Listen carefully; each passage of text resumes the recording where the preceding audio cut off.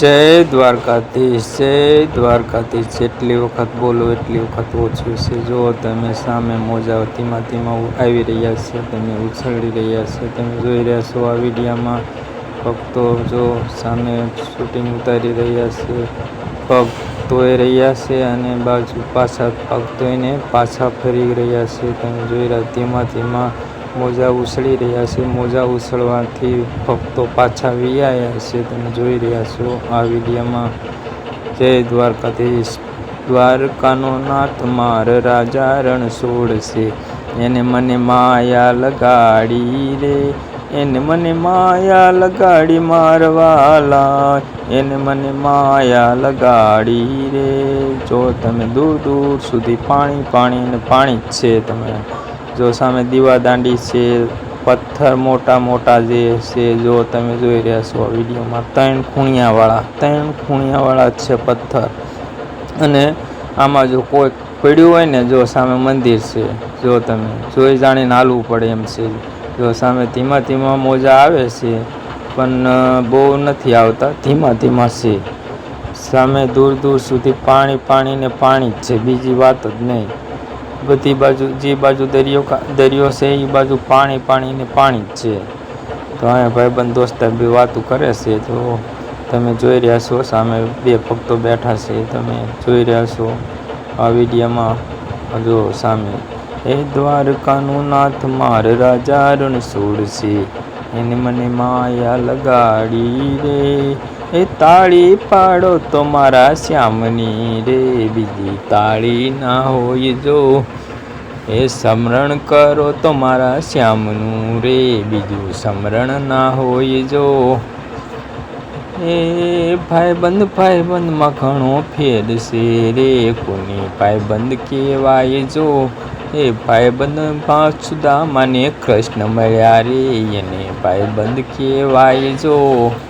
અરે મિત્રો, અત્યારે જોઈ રહ્યા છો તમે વિડીયો દરિયાકાંઠાનો, કેવી હા હા હા હા પવન કેવો આવે છે, એકદમ ચોખ્ખો અને ઠંડો ઠંડો, કેવો તડકો છે તોય પણ ઠંડો ઠંડો પવન આવી રહ્યો છે। તમે જોઈ રહ્યા છો આ વિડીયોમાં, તમને ઠંડો પવન તો તમને દેખાય, અહીં તો અમને દેખાય અસર થાય છે, પણ તમને તો વિડીયોમાં કંઈ ખબર નહીં પડે। તમે જોઈ રહ્યા છો અત્યારે બપોર તડકો છે, છતાં એટલું બધું વાતાવરણ ઠંડુ છે કે ઉનાળો છે, છતાં દરિયાકાંઠે પાણી આવવાથી ઠંડો ઠંડો પવન આવી રહ્યો છે। સામે આમાં કેટલી માછલીઓ હોય છે દરિયામાં, કેટલાય જહાજો માછલી અને આ જહાજો બધા એને એ જ ધંધો કરતા હોય છે। એ લોકો મછલીઓ એના ઉપર ગુજરાણી એનું ચલાવતા હોય છે।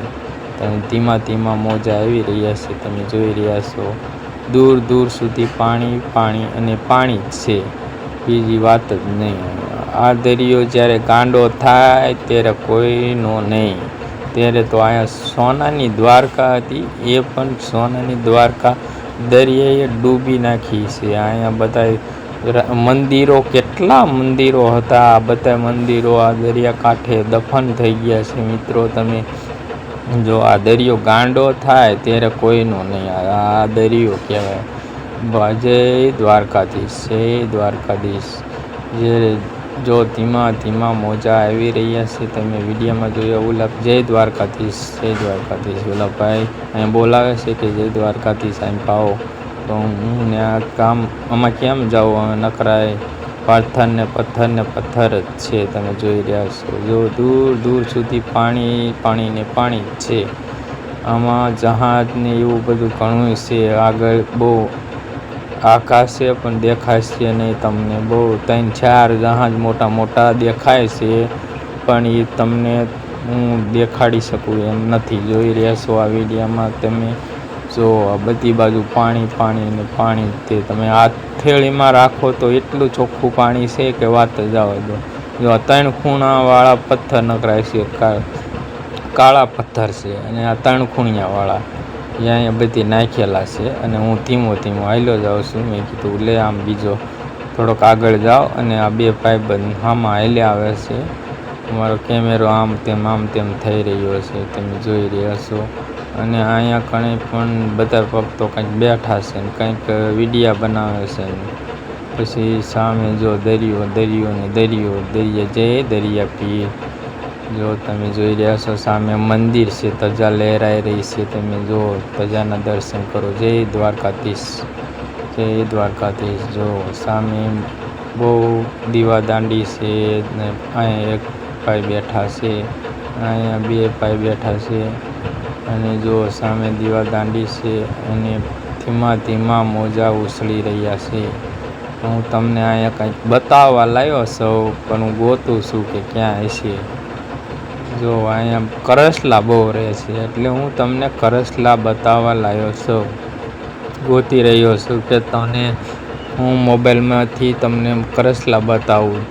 આ દરિયાકાંઠે બહુ કરસલા હોય છે એટલે મને બીક લાગે છે. તો જો સામે રહ્યો કરસલો, જોઈ રહ્યો જો આમ ઓલી બાજુ જાય છે. જો ગયો ગયો ધીમો થોડો દેખાય છે. જો જોઈ રહ્યો તે બીજો કરસલો ગોતું છું પણ હવે ઉભા રહ્યો, તમને હમણાં જો બતાવું છું. હવે જોઈ રહ્યો જો આયલો જો ઓલી બાજુ આયલો જાય છે અને જો તમે જો બીજો હતો એમાં નકરા કરસલા છે. હું અહીંયા ઊભો છું તો મને બીક પણ બહુ લાગે છે. કરસલા મને કોક કરડ્યો ને તો આ લોહી બોય કાઢી નાખે. જો સામે તમે જોઈ રહ્યા છો જો કરસલા ને કરસલા જ છે.